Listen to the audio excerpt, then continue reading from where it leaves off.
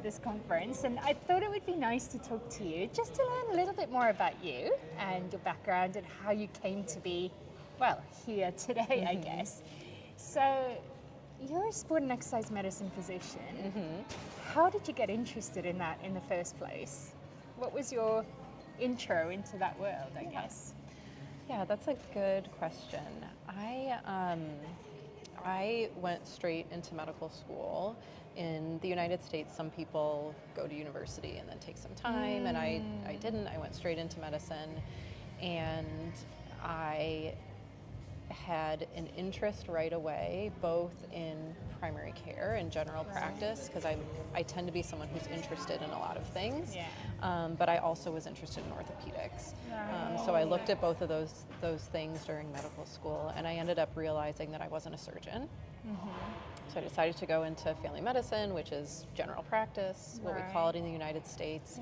And shortly before I finished medical school, I spent some time with the team physicians at the university athletic department, where I was in medical school at the University of Connecticut. And I just saw the relationship that they had with their athletes. The type of medicine that they got to do was really interesting to me. And then working in that team environment, both the teams of athletes, but also the healthcare team that surrounds them, was really, really interesting to me. And was that a multidisciplinary team around them, or purely physicians? Oh, okay, multi. Yeah, So in the U.S. college system, it'll be a physician, maybe a surgical orthopedic physician, and a non-operative sports medicine physician, and then athletic trainers, which are, more of kind of a physio role. As well as potentially some physical therapists. And then depending on the institution, there may be dietitians and mental health professionals as well. Did you play sport at all yourself? I kind of did all the sports growing up. I was what you call a decent athlete, but not particularly skilled. And then I ended up really, I was a distance runner, and I played volleyball a little bit, kind of in my later adolescent years. And I was one of those distance runners who thought I wasn't working hard enough if I was still getting my period. Really? Yeah, and so that's interesting. That seems like a very formative kind of experience that would lead into what you were doing later. Yeah, and so early on in my kind of exposure to team-based sports medicine, to athlete care, I realized, this is actually a really common misconception that I was seeing even back then when I was in training. And I remember asking my then male mentors about, should we do some sort of education intervention? Maybe this is something we should talk to about younger athletes. And I was told at one point, don't do a research project on that. It's too depressing. Really? Too different. That is so interesting to me, because I wonder what they would say about that now. It seems to be the thing that everybody wants to do, but also the recognition of how important it is now is very different from then, right? Oh my gosh. Okay, so you were exposed to this team environment, and you saw how they work together and so on. Was your training then from there, was it a formalized kind of specialty that you go into, or how does that work, or is it just purely through working in that space? Yeah, so in the United States, sports medicine training is quite formalized. You leave medical school and then you do some sort of kind of generalist training. I did mine in family medicine, which is 3 years of general practice. You can also get into sports medicine from internal medicine, which is adult primary care only, through pediatrics, through emergency medicine. And then another specialty called physical medicine and rehabilitation. You don't really care about that. I know that because of teaching. So many, so I went into family medicine, and then following that, you kind of apply to programs and then do an additional, what we call fellowship, which is specialty training in sports and exercise medicine. So I did my primary care residency at the University of Colorado, which is where I ended up working. I went to a different institution for fellowship, and then came back to Colorado for my first kind of academic job after training. Yes. Okay, so training in Colorado, when you were doing that training there, how did that work? Was that with specific sports, or how does that work? Yeah, so really, that primary care training is general medicine. It's primary care, it's pediatrics, it's hospital medicine, and then because those fellowship spots can be competitive, it's kind of incumbent on that person to seek out extra experiences. So I spent some time at the university with some of my mentors there. What I really fell into with one of my mentors early on in my time in Colorado is exposure to ultra running and ultra running medicine, which was really, really interesting to me. This is a distance runner? Yeah. Okay. So, I'm just trying to think where you went from there. I'm racing through this. I know, it's okay. Yeah. It's fine, but it's really interesting to hear because, like, obviously I don't know anything about this kind of training. So, okay, so that was then fellowship, am I right, in Colorado? So I did primary care training in Colorado. Yeah. I did fellowship at the University of Minnesota. Right. At Minnesota, okay, interesting. Yeah. And then you went back to Colorado, and that's where you started practicing. So you were telling me earlier that you were working with distance runners then. So tell me about that time and how you got into that. Yeah. So my position at Colorado was kind of an academic position, and in the United States, academic physician positions tend to mean that you do kind of several different things. So a lot of it is clinical practice. So I was practicing as a primary care physician. And I was also had part of my time dedicated to being one of the team physicians at the University of Colorado. The town that the university is located in is also where my primary care practice was. And which town was that? Boulder. Okay. So it's I've been to Colorado Springs. I haven't been to Boulder. Very different. Very different. So Boulder is right at the foot of the mountains. It's kind of historically one of these like old hippie towns. These days it's really just a university town, but it's a beautiful place. It tends to be a relatively affluent community. And because of the university, because of its kind of moderate altitude and then proximity to the mountains, there also are kind of several cadres of kind of high-level endurance athletes that train there. So cyclists, distance runners. And what I found, just being in primary care practice, but also having the sports medicine background after a while, is that I would just kind of collect primary care patients, women in particular, who were really active. Maybe they were just regular, highly active recreational athletes, or people who were competing more seriously, who were really hungry to find a physician who understood what they did and understood the nuances of what it's like to be active at that level for women as opposed to their male And because counterparts. you'd had that experience and you had done sport and you were in this specialty then, that's why they found you. So what were the kind of things that they were coming to you with, or like what was that kind of experience for you? Like what did you learn in working with those women at that time? I think the biggest thing I learned as a GP, as a family physician, and my primary care training, I had a good amount of women's health background, right? I had learned how to do obstetrics. I didn't practice obstetrics. It always has kind of scared me, but I put in IUDs, I do contraceptive counseling, I do reproductive care. I think that I had spent a lot of my sports medicine training thinking that this is going to be really highly specialized, and I need to know, a lot of what I'm going to do is going to be all these procedures, but actually, especially in that primary care setting, so much of what I did day to day was just connecting with people, regular primary care, discussing their contraceptive options, discussing their reproductive needs, talking to them about questions they had about their kids, really just regular things.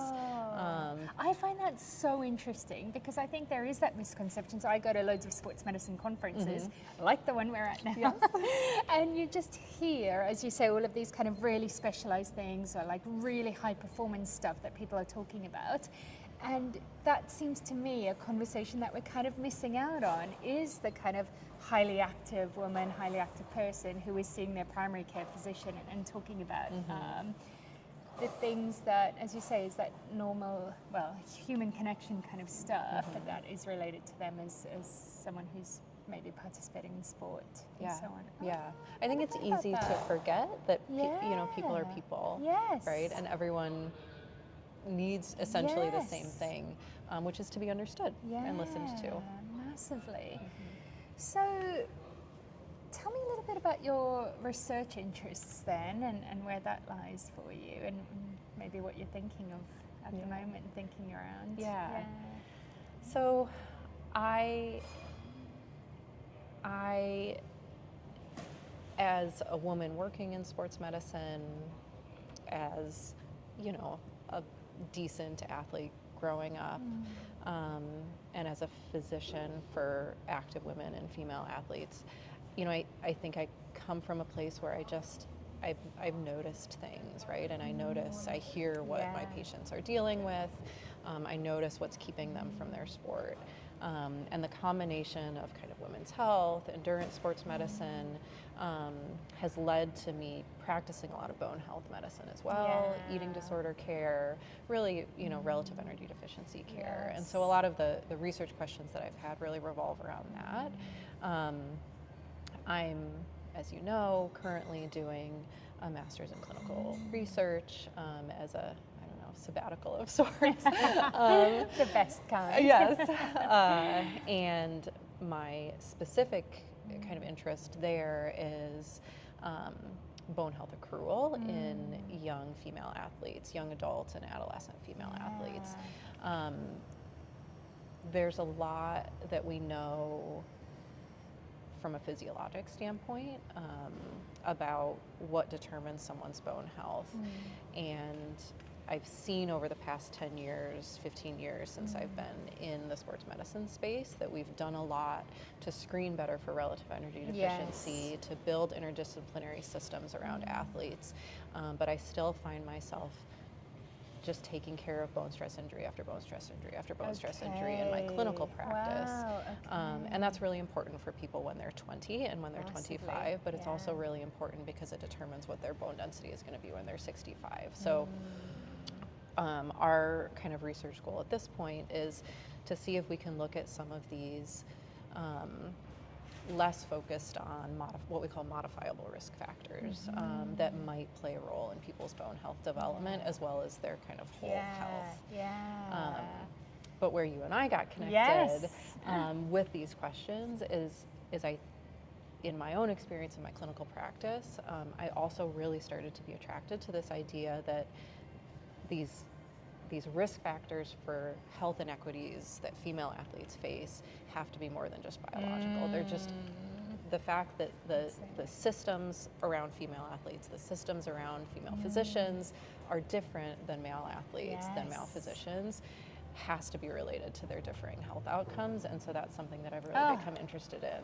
I think that's absolutely fascinating, because again, those are things that a few people are talking about, but it's not widely spoken about yet. And I think we haven't even scratched the surface of really that. And what you just mentioned about the systems around the physicians as well, that's an interesting point to me.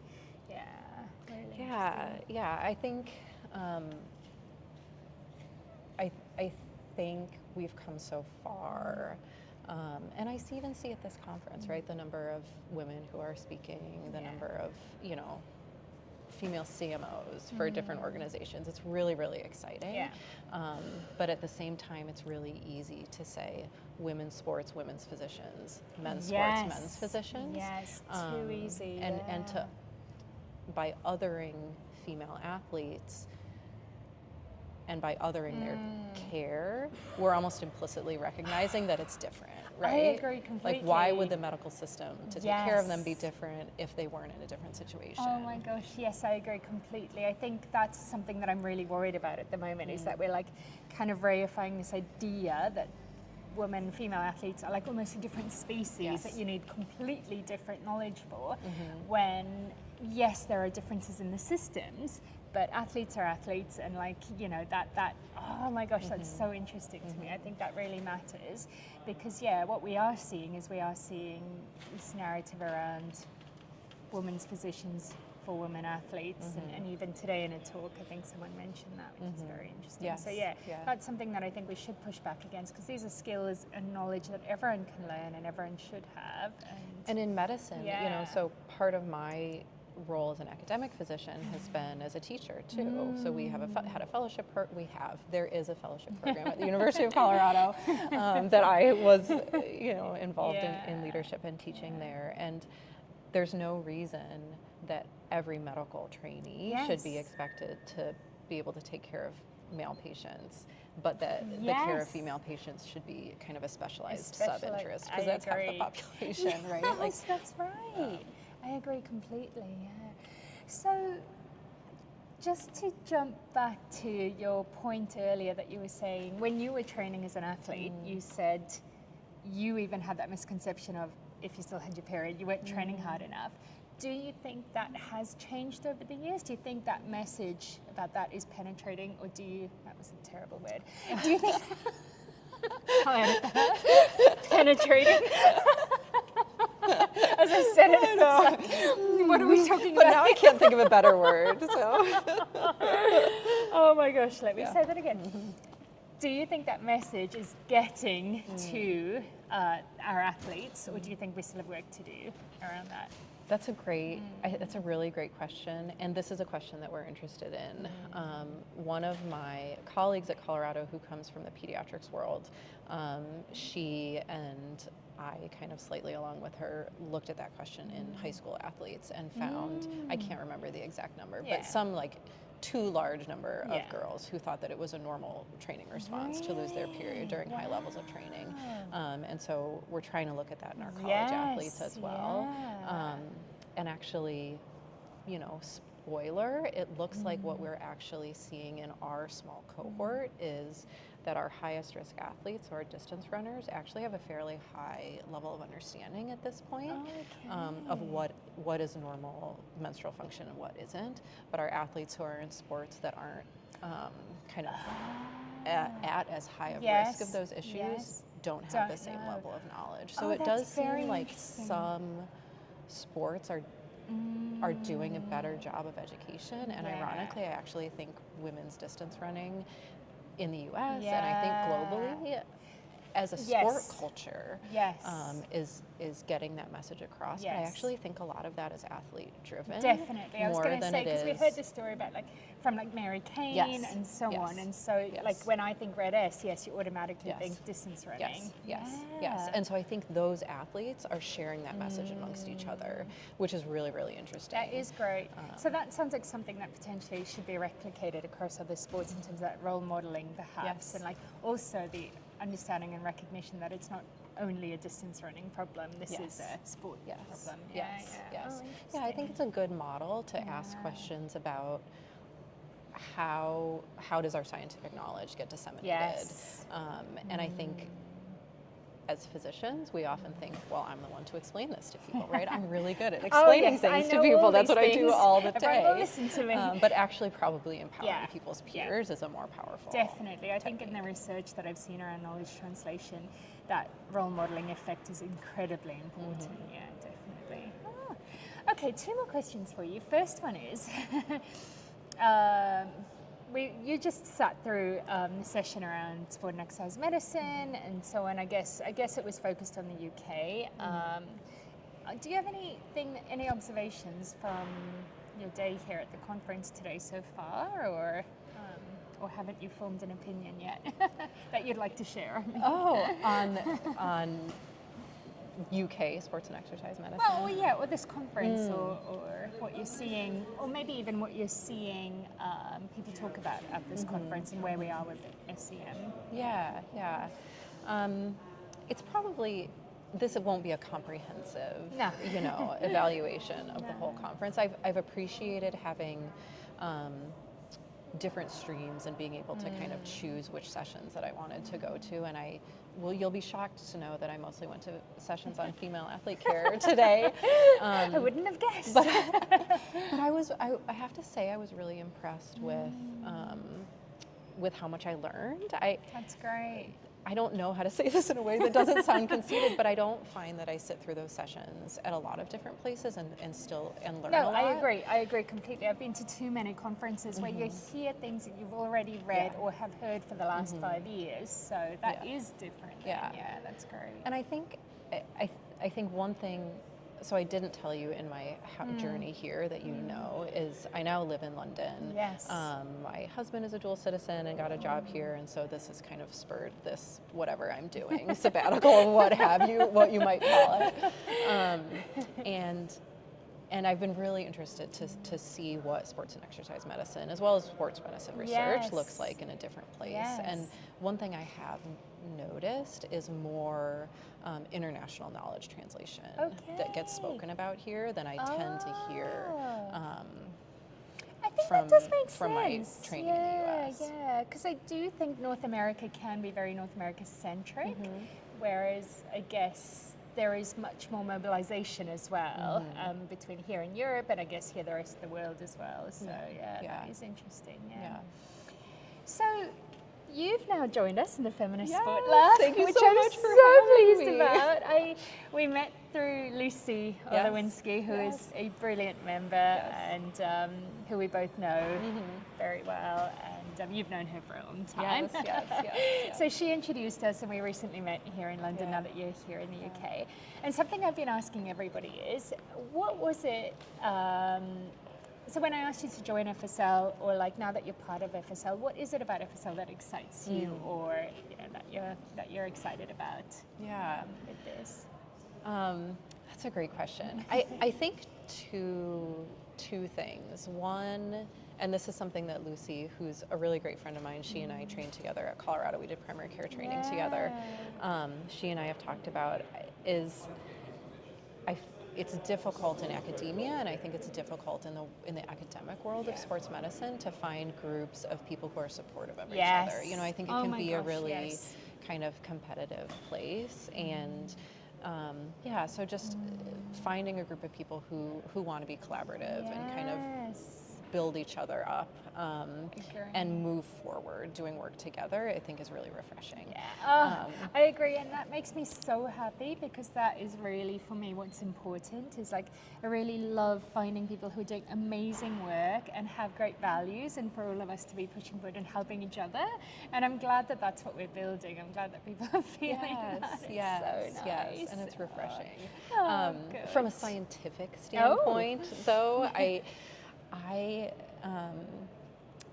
as I mentioned, I just really am intrigued and convinced of this idea that there's more to the sex and gender disparities that we see in the world of sports medicine, sports performance, the business of sports, than is just going to ever be explained biologically.